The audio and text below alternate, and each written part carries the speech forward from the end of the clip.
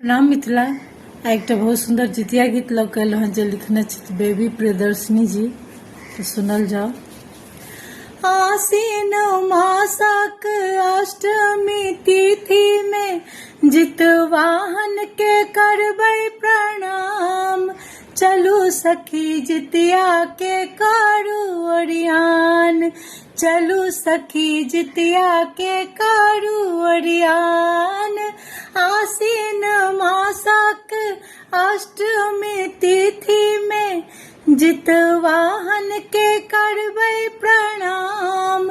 चलू सखी जितिया के करू ओरियान। पोखर के घाट पर झिमनी के पात पर, पोखर के घाट पर झिमनी के पात पर तेल खैराक छाए विधान। चलू सखी जितिया के करू ओरियान, चलू सखी पावन के करू ओरियान। मड़ुआ के रोटिया मछ टेंगरा पोठी, मड़ुआ के रोटिया मछ टेंगरा पोठी नौनी सागक करू की बखान।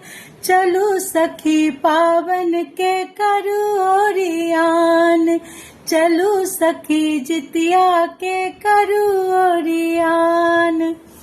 दही चूड़ा केरा बाबा घर के पेरा, दही चूड़ा केरा देव घर के पेरा उठ गल्ला पान मखान।